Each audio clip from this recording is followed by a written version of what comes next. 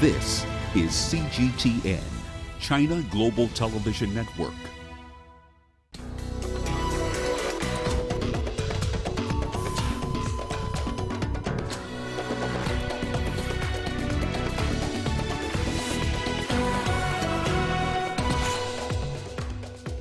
Seventeen terror suspects killed in Egypt as the government identifies a group responsible for Sunday's deadly explosion. Libya deports 141 Sudanese migrants after closure of detention centers. And why too much time on electronic screens may be dangerous for your children. Hello and welcome to Africa Live on CGTN with me, Beatrice Marshall, in Nairobi. Also ahead on the program. In business news, Nigeria's new petroleum boss seeks to turn the country into an oil exporter. And in your sports, teams set for the first day of the new CAF Confederations Cup season. And we begin in Egypt, where Egyptian police say they have identified the suicide car bomber who killed at least 20 people using a booby-trapped car in the Egyptian capital, Cairo, earlier in the week. This is according to the country's interior ministry. The attack also left 47 others injured. The man, who has been identified as Abdul Rahman Khalid Mahmoud, belongs to Hassam, an armed group affiliated to the banned Muslim Brotherhood. Egyptian security forces also say they were able to locate members of a Hassam cell and killed at least 17 terrorists on Thursday, including the brother of the suicide car bomber. Since 2016, the Hassam group has claimed responsibility for several attacks in the country. Well, let's cross over to CGTN's Adel Mahroui. He's in Cairo for us. Adel, the government is saying the Hassam group affiliated to the Muslim Brotherhood was responsible for Sunday's blast in Cairo. How much do we know about this group's agenda and its activities? Hassam is one of the terrorist groups that have been born from the umbrella of the Muslim Brotherhood. It has been confirmed more than once from the members who have been forming it and the statements that have been released of it. It has not claimed or announced its belonging to the Muslim Brotherhood. However, many of its members were formerly from the Muslim Brotherhood, as you said, a group that Egypt has banned and has added on its terror list. Hassam has been launching several attacks, not as intensive or not as harsh as groups like ISIL or Al-Qaeda. Still, they were quite effective because most of its attacks have been within Egyptian cities. And what we've seen in the latest attack right next to the National Cancer Institute was quite significant, and it was actually the biggest yet for Hassam to hold. The security forces have, as you've mentioned, intervened quite quickly. They've quickly identified and attacked the hideouts of the groups, at least the part of it, who have planned and executed the last week's attack. Adel, 47 people were injured in that attack. Can you update us on the condition of those who are still in hospital after the explosion? We have 20 have been confirmed dead, 47 injured, of them 3 in critical conditions. Most of those injured, half of those injured, have been released within a few days. There are several people who are still hospitalized, but those in critical condition have been quite following, and it seems that their health condition is deteriorating, which could, within the coming days, increase the death toll in general. There is still a body of human remains that have not been identified. What was identified from these remains was the perpetrator, the man identified, and you've mentioned that security forces have done so, but there are still other people, other civilians who seems to be quite close to the blast radius, and they were not in a condition to be identified physically. So DNA testing is still continuing to try to know who these people are and match them to the missing people's list within the Interior Ministry forces. So Adel, how has this latest terror attack, though, impacted on security arrangements in Cairo and the way people conduct business there?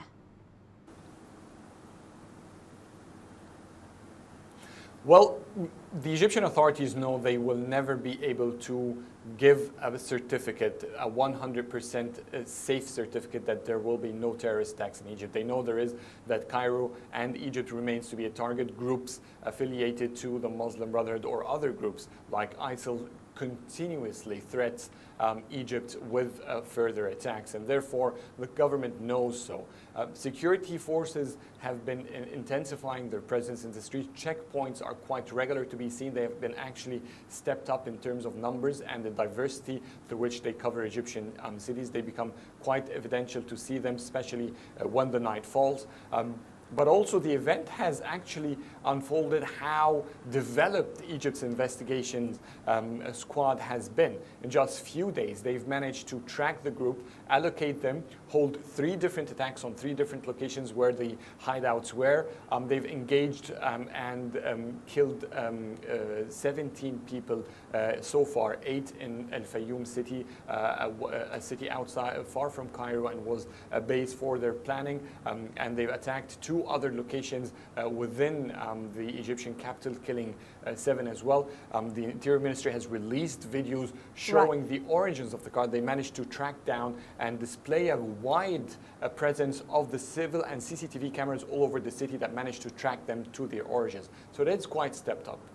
It is quite stepped up indeed. Adel Mahroui for us there in Cairo with that update. Thank you.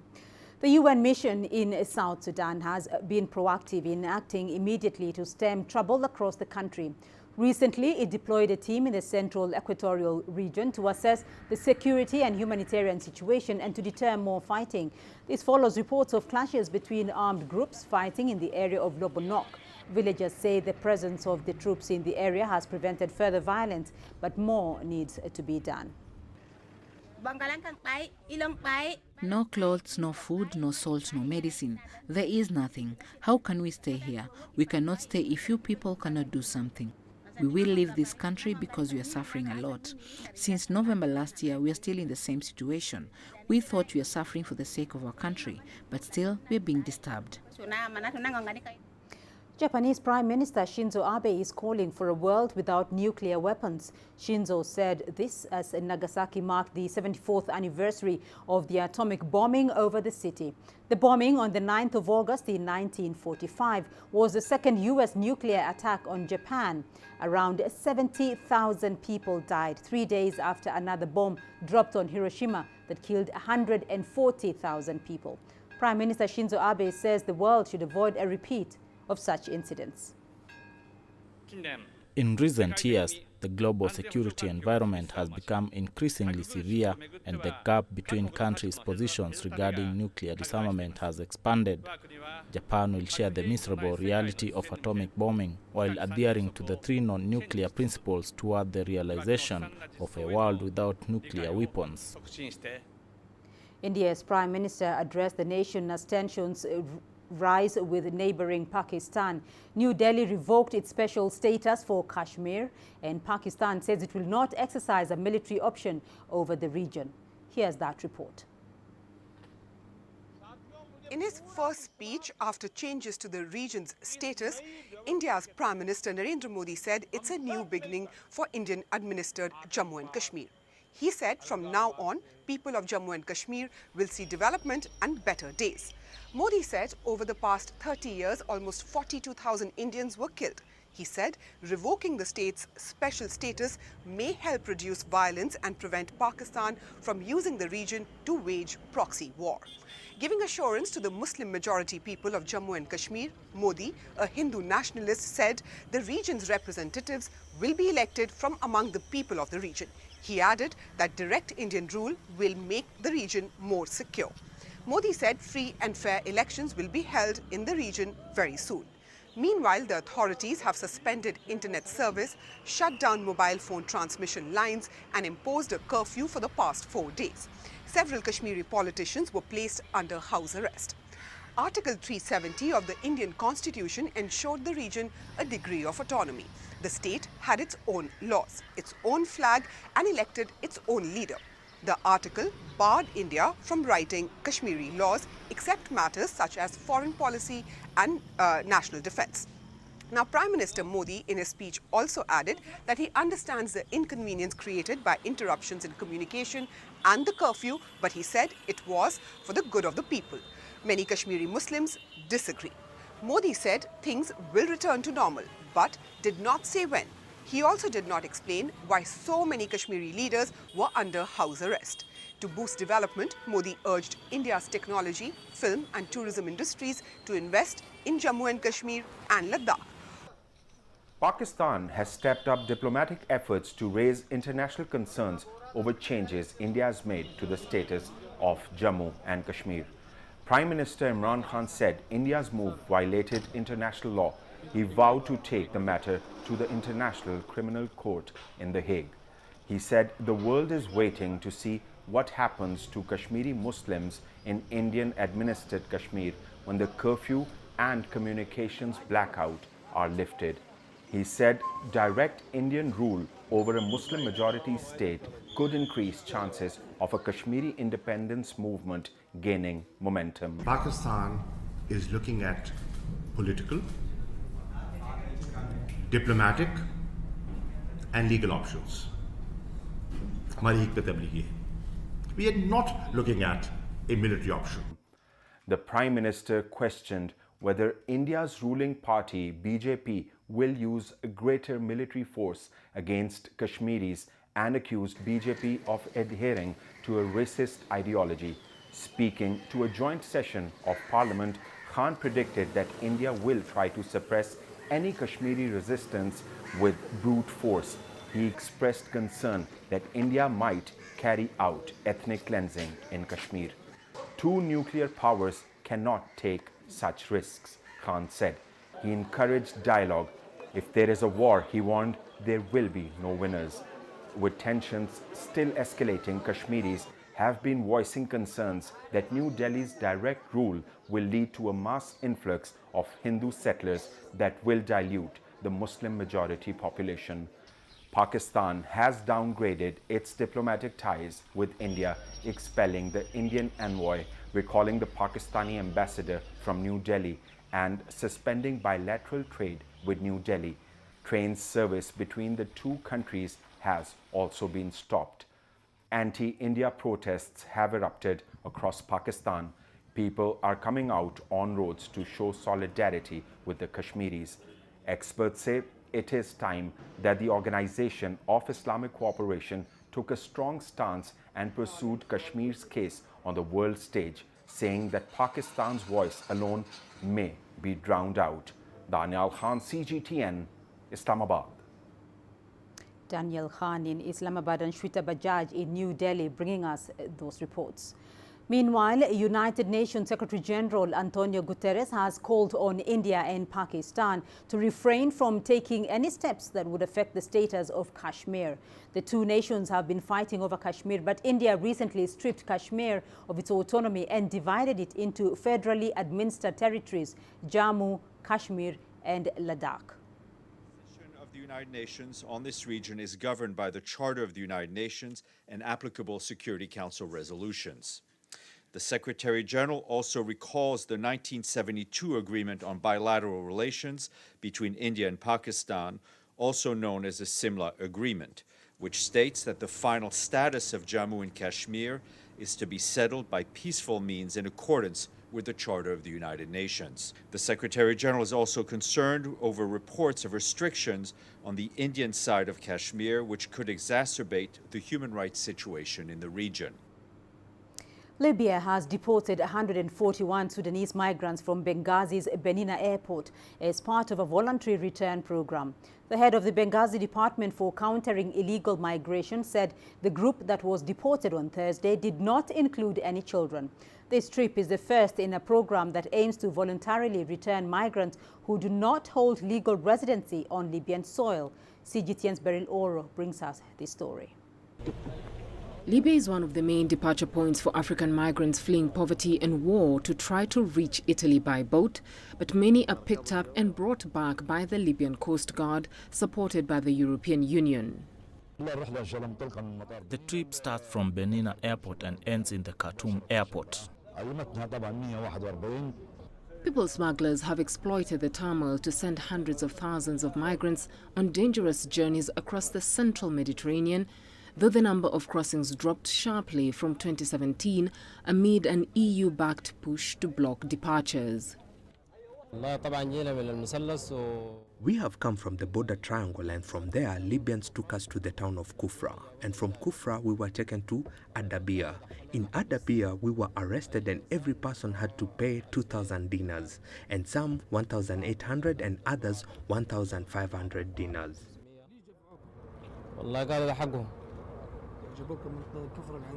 جابونا من الكفرة قال حقهم 1500 وفي بعض بيقول 2000 وبعض منهم بيقولوا دفعنا ايوه. With the existing dangers and promise of hope in the new Sudanese government, the first round of voluntary return migrants is expected to short-circuit the flow of migrants northward. والله رجعت السودان طبعا. I'm going back to Sudan. I'm a married man and I have children.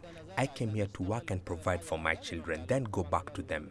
My children are in school, and thank God I have taken what God has destined for me, and I'm not going back to my children to look for new work. The efforts by the Libyan authorities are appreciated, as well as Sudan's General Consulate when it comes to Sudanese migrants and to the International Organization for Migration. And we are grateful to the Libyan authorities for the cooperation and support that they always give to all Sudanese migrants with and without residencies who are flowing from all directions to Libya. Some are looking for jobs and are unsuccessful, while others try to migrate to Europe. Migrant detention centers are normally under the government but often controlled by armed groups. Aid workers and rights groups say abuse, including beating and forced labor, is rife and have long appealed for their closure. But the centers have continued to operate, repeatedly caught in the crossfire of fighting, whilst receiving new arrivals from boats intercepted by Libya's EU-backed Coast Guard. Beryl Oro, CGTN.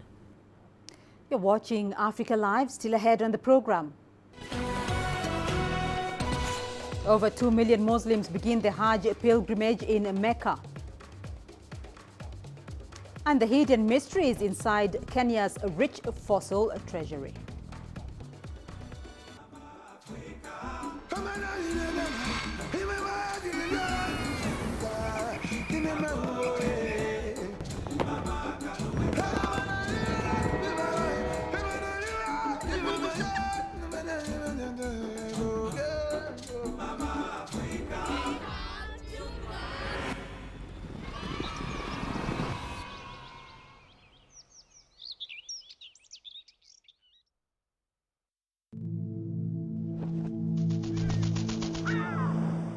How will your world change today? What happens here? What happens there? Or what you make happen for yourself? If it matters to you, it matters to us too. Your stories are the stories that need to be told. Africa Live. Find your voice.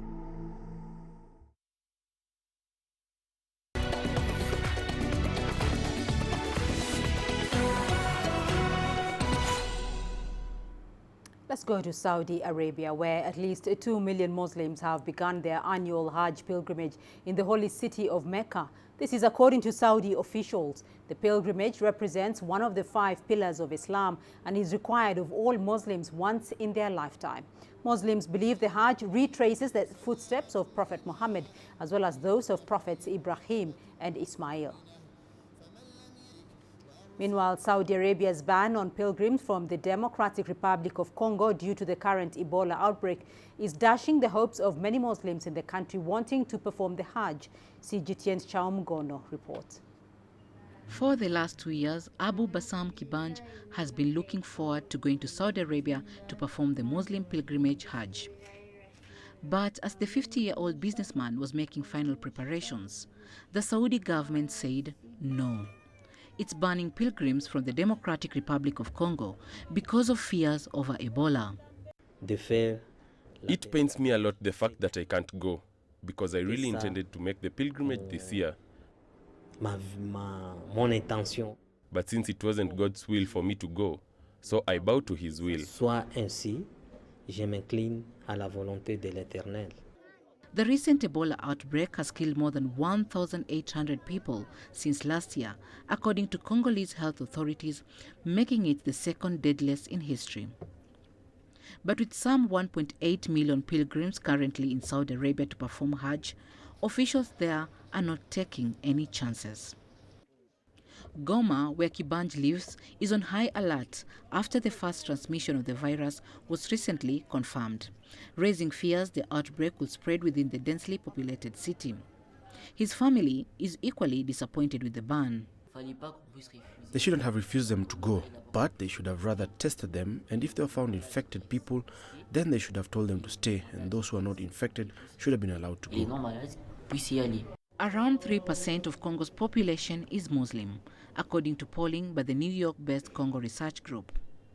And while people from sub-Saharan Africa make about 10% of annual pilgrims, Congo's Muslims will have to wait to perform the mandatory religious duty of retracing the route Prophet Muhammad took 14 centuries ago. Chomkono, CGTN. Muslims all over the world face the iconic cube of Mecca during prayer and circle it during the Hajj. What makes that cube outstanding is the black cloth that covers it, known as Kiswa. Every year before the Hajj, the gigantic cloth gets replaced with a new one. Our correspondent Adil Mahroui shows us how it is handmade in the following report.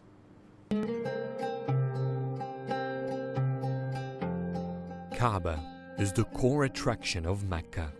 It's the first stone structure built in this ancient city, and since its construction, a kiswa or a cover have always decorated it. That cover gets replaced annually right before the pilgrimage begins. It's a custom that has been preserved since the Kaaba was built some 2,000 years ago. Not anyone gets to be a kiswa maker. To apply to join the team, you must have previous professional experience as a tailor and hand weaving.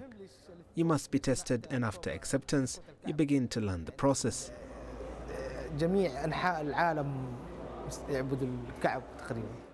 Until recent decades, the kiswa was a gift from Egypt. Saudi Arabia now makes its own, but has preserved most of the centuries-old manufacturing methods. The kiswa is made of silk. Weaving it into cloth is the only automated step in the manufacturing process. The rest is all handmade. It gets dyed black, then traces of Quranic verses are sewed on it. The calligraphy gets stuffed with cotton. Finally, it carefully gets covered with wires made of silver and coated with gold. It takes about 6 months training and then 3 of practical work for a person to get hired as a sewer of the Kaaba's cover. And it's such an honor to have just a couple of strokes in this marvelous landscape that Hajj and visitors to the Holy Mosque will be seeing for a whole year. 122 people work on this colossal handmade piece. It takes them from 9 to 10 months to complete the kiswa. I've joined the team once during the kiswa replacement, and I felt proud and happy to see my work on that holy structure. It's a great honor to be part of that team. When people know what I do for a living, they get astonished, and they keep sending me their regards. The Kaaba's kiswa is more than 570 square meters in area. This month, as Mecca welcomes pilgrims, it celebrates a new cover to the center of the Muslim world. Adil Mahroui, CGTN, Mecca, Saudi Arabia. Africa is the cradle of evolution. However, the trail is often hard to track because of limited effort directed to help in getting the archaeological records of man and life origins in East Africa. In Kenya, the main repository Institute of Archaeological Records, the National Museum in Nairobi, struggles to create space for the freshly unearthed remains while discovering precious unmarked pieces among its historical files. Beryl Oro brings us that report. The National Museum of Kenya's Paleontology Department has a collection unrivaled in East Africa and one of the world's great fossil treasures. This is a skull of a modern crocodile, and I want to show you at about 3 million years the kind of crocodiles that used to exist during that time. Though celebrated, the Institute faces a great challenge. The main wing has changed little since legendary paleoanthropologist Louis Leakey first started stockpiling his finds there in the early 1960s. Now, the space is packed with evidence from the past. Between 7,000 and 10,000 new fossils arrive at the lab every year.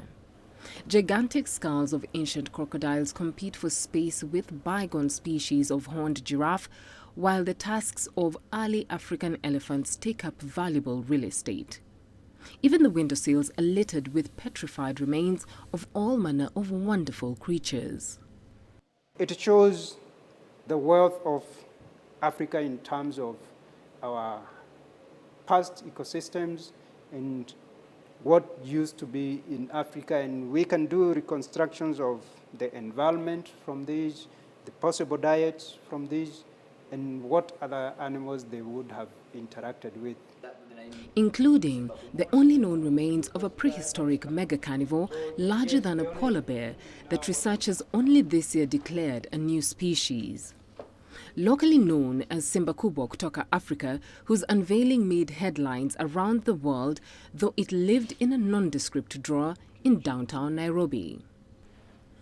Though first excavated on a dig in western Kenya in the early 1980s, an enormous backlog further burdened by limitations among professionals in the already short-staffed field locally, the mega-carnivore went unrecognized and hidden for years. And 99% of those people who work here are foreigners, foreign people.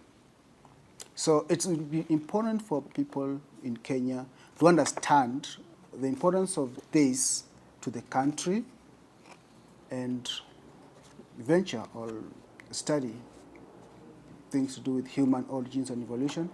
The prevailing less than prestigious attitude against paleontology has created limitations in the field, not to mention the lack of other archaeological specialists and limited financing. The museum staff, however, hope to update the storage systems and adopt new technology like the micro-CT scan that would allow for a fresh look at the museum's most forgotten corners where possible links to old stories lie. Beryl Oro, CGTN. Well, let's take a look at some health matters now. And rural communities in Africa are often on the receiving end of poor healthcare delivery. In Nigeria, most primary healthcare centers, which are designed to provide life-saving basic healthcare at the grassroots level, are faced with severe shortages of funds, lack of drugs and manpower. Health experts say the situation is quite worrying and that authorities need to move fast to address it. Here's CGTN's Deji Badmos with more. It's a typical clinic day, and this primary health center in Kuruming community in Kaduna, northwest Nigeria, is open for operation. Mothers have brought their children here for vaccination and other treatments. Attending to them is this health extension worker. She's the only one attached to the rundown health center in a community of about 1 million people, and she only comes here about 3 times in a week. These other people working for her are youth volunteers from the community. In the clinic, there's no equipment to work with in the clinic. We don't have enough staff, no beddings, no drugs, no delivery items. There's no equipment for even minor surgery. There's no attendant. I'm the only one here. I'm both the staff and the attendant. From the outside, it's difficult to imagine this as a health center. It looks more like a long abandoned building with part of the roof blown off. Inside, it looks empty and disused. We have been complaining to the federal government, state government, even the local government, but up to now there is no response. People are dying. We, the members of this community, contribute buying the medicine, the medical equipment for our people, for our residents of this locality, but we have been left behind. The state of this primary health center is a reflection of most of the grassroots health centers across the country. In May this year, the Nigerian government disbursed $16 million to help revamp primary health centers across the country under its Basic Healthcare Provision Fund. Some civil society organizations now say they would track the money to ensure it gets to health centers like this one. The vulnerable group need to feel the impact of this money. The women, the pregnant women, the under 5 children, the people living with sickle cell, people living with malaria, with HIV/AIDS, with tuberculosis. These are the vulnerable group at the community. They need to feel the impact of this fund across the entire country. Nigeria has one of the world's highest maternal mortality rates. Nearly 20% of maternal deaths happen here. The rate of under 5 mortality is also among the highest in the world. And poor health facilities like this one in rural communities are the reasons for the high mortality rates.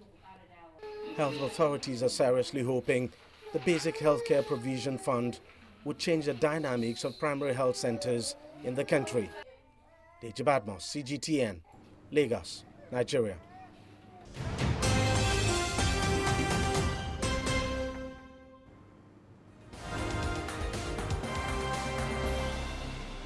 And here now is a quick recap of the headlines this hour. Egyptian police say they have identified the suicide car bomber who killed at least 20 people using a booby-trapped car in the Egyptian capital, Cairo, earlier this week.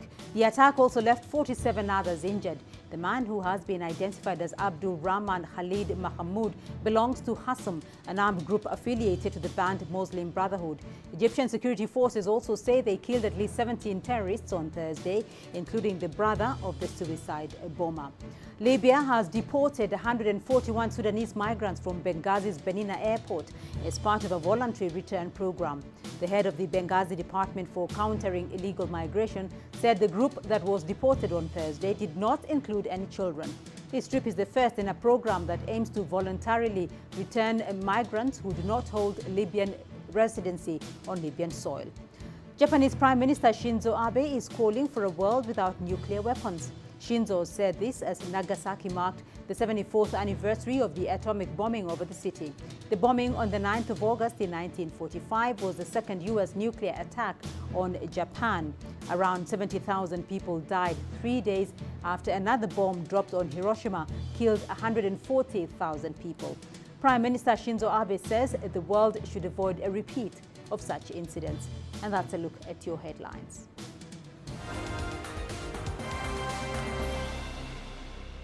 Your business news now coming up next. Here's what's ahead.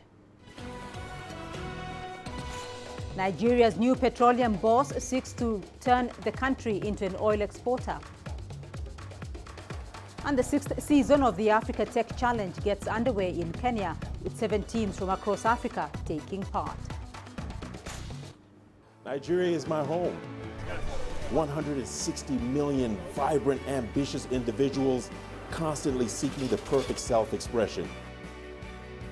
It is these people who inspired me to be that person that is seen, to be a voice that is heard, and ultimately to be the anchor that I am.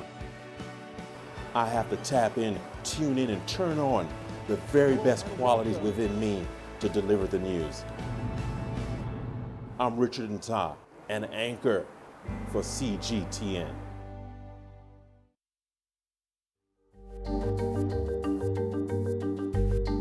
Africa Live. Find your voice.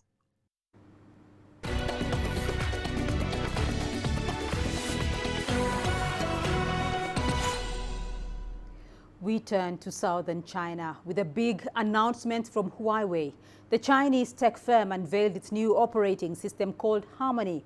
The announcement came during its developer conference in the city of Dongguan. The company says the new system is lightweight, compact and powerful. It will first be used for smart devices like watches and in vehicle systems. Huawei plans to roll out HarmonyOS in the Chinese market first before possibly expanding overseas. Its success will depend on a dynamic ecosystem of apps and developers. To encourage more people to adopt the operating system, Huawei is releasing it as an open source platform worldwide. The company will also establish an open source foundation and community to support more in-depth collaboration with developers. Richard Yu, CEO of Huawei's consumer business group, told CGTN HarmonyOS is designed for global smart device users. Smartphone, but for all the smart devices. So we have the capability to make this is our OS is for the next generation OS, the leading technology for new generation, next generation OS. So it's kind of running for all the smart devices, all AI, all the smart devices. We want it to be a global standard, not just the Huawei HarmonyOS. It's a worldwide, the global HarmonyOS. It's for everyone. Nigeria's state oil company plans to partner with a private refinery under construction on the shores of Lagos to turn the oil-producing country into a fuel supplier in the region. The plan to ink a contract with the Dangote refinery with a capacity of 650,000 barrels per day is part of the new Managing Director Mele Kolokian's blueprint for transforming the Nigerian National Petroleum Corporation into a world-class state oil company. The refinery was built by the billionaire Aliko Dangote and is said to be the largest dam in Africa. There are a number of investment decisions that cannot be made now because investors are wary of the fiscal environment. And once we sort out the fiscal issues and the commercial issues around those transactions, I believe that we can easily go back to investment and then grow the production and the result to that level that we're looking at. When we produce, there's a market for it, either here within the West African sub-region or beyond it. And the product market is there, so we know this. So we do this, we can now satisfy local needs and also possibly export products.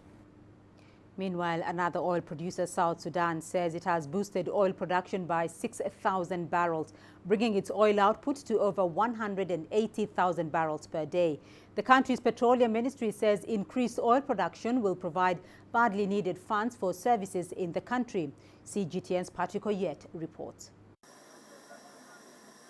For years, this field was closed due to insecurity, but now the Manga oil field has resumed production in these areas. That has given South Sudan a much-needed boost for its economy, which is heavily dependent on oil. More than 98% of the country's budget comes from the resource. We know that South Sudan has a lot of opportunities that are still yet to be developed, especially in regards to energy security, and energy security is key, and it is number one. For us to talk about energy security, we talk about refining. When we talk about refining, it means that we can develop other sectors using fuel directly. The government hopes to further increase production, setting a target of 200,000 barrels a day by the end of this year. South Sudan's government hopes by increasing oil production, it will be able to raise money that would be required for the implementation of the peace deal. Security has improved in South Sudan since the agreement was signed. Experts say if peace holds, the economy could get back on track. We believe with the production of oil, which is currently ongoing, the exchange rate is going to stabilize. And since oil is the only product that is contributing hugely into the GDP of this country, the resumption of oil production will actually stabilize the economy and we'll see exchange rates coming down. The government says it is now ready for international investment.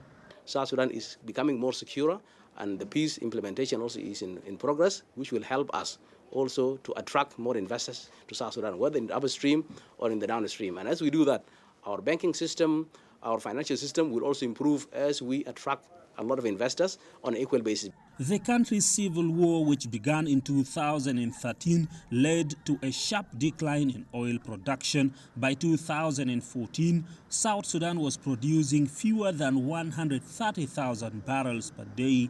That led to soaring inflation and economic stagnation. So, as the country continues to recover from years of turmoil, the reopening of oil fields is bringing renewed hope.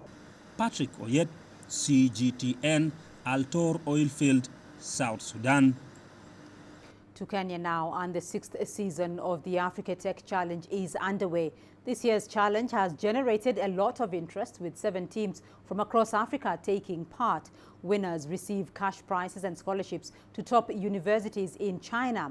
The challenge, part of a training program by Avic International, helps equip young people with manufacturing skills. CGTN's Robert Nagila has more. At a workshop at the Technical University of Kenya, Divine Bedzra from Ghana and his team are training on a computer numerical machine. work with codings.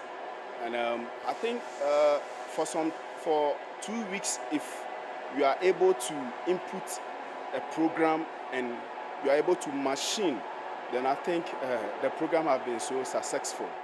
His team is part of 17 others, including participants from Kenya, Ghana, Gabon, Ethiopia, Ivory Coast, Zambia and Uganda, taking part in the 6th edition of the Africa Tech Challenge. ATC is a youth empowerment project established in 2014, which equips participants with technical skills through a training program. At the end of the program, a competition is held and the winners awarded a fully sponsored master's degree scholarship to prestigious universities in China and cash prizes. Lei Biao, who is in charge of the training, says despite a few challenges, the students have impressed. There have been some challenges with the language barrier, but the trainees have come in during their free time and are doing very well. Those taking part say they're impressed with the skills and knowledge acquired so far. Okay, the progress is good.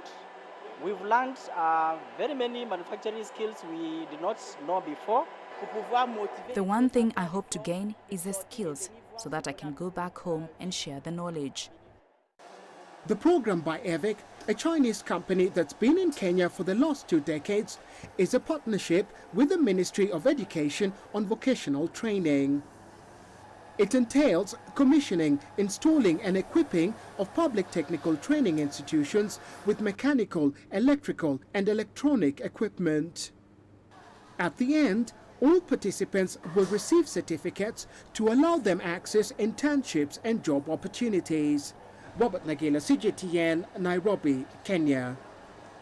Ghana has hosted its first Miss Natural Hair contest for women to embrace their hair as it is growing.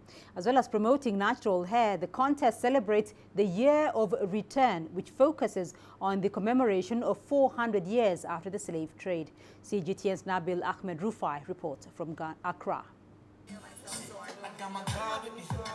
Nana Ansuma decided to start wearing her hair naturally after suffering from burns on her scalp as a result of using different hair relaxers. She's now happy and proud to wear her hair kinky. With my own hair, I can do different styles. This is a wash and go. Sometimes it shrinks and it's a little annoying, but people see it and they like it. And it gives you different looks. That's the fun about it. Ansuma is one of many women taking up the trend of natural hair. And this expo is helping them find products which will work on different hair types. According to research firm Mintel, the black hair care market is worth over $2.5 billion. Now you can see natural products are picking up. It's a huge market because you can see people are switching from their relaxing hair to the natural products. With natural hair gaining popularity among Ghanaian women, the country has held its first Miss Natural Hair contest in Accra. It's a celebration of those who are keeping it natural. 6 contestants displayed their different hairstyles to the cheers and applause from the audience. I'm very excited and I never thought my hair could bring me this far, and I thank God for everything. These natural hair contestants say taking part in this competition is not just about displaying their beautiful hair to the rest of the world, but to encourage Africans to love their hair. They also say it's something tangled up in history, politics and race as Ghana marks its year of return in commemoration of 400 years after the slave trade. This will be an annual event here in Ghana, and we want to embrace the natural beauty, the natural hair of the woman and the men. Now that natural hair has hit the mainstream and beauty companies are eager to cash in, these African women say they also hope their history will be well preserved. Nabil Ahmed Rufai, CGTN, Accra, Ghana. And we still have more news for you here on the program. Here's what's ahead.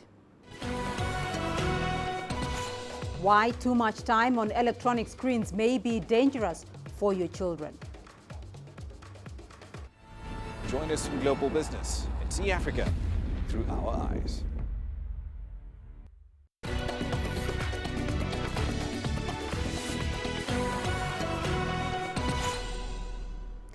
Now, we've all been wowed by superheroes, enchanted by princesses, and irked by villains, which have come out of a Marvel, DC, or a Walt Disney studio.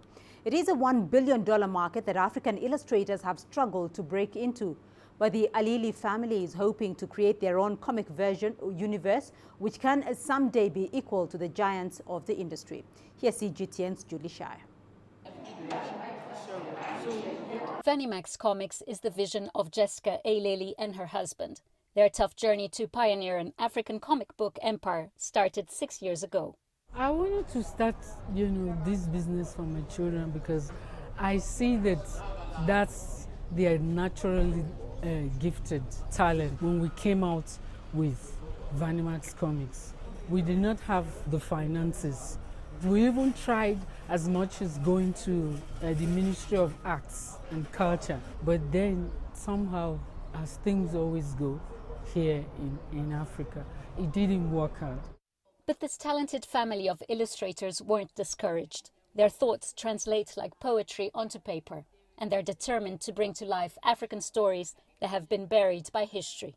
My character, Nyasha Mawari.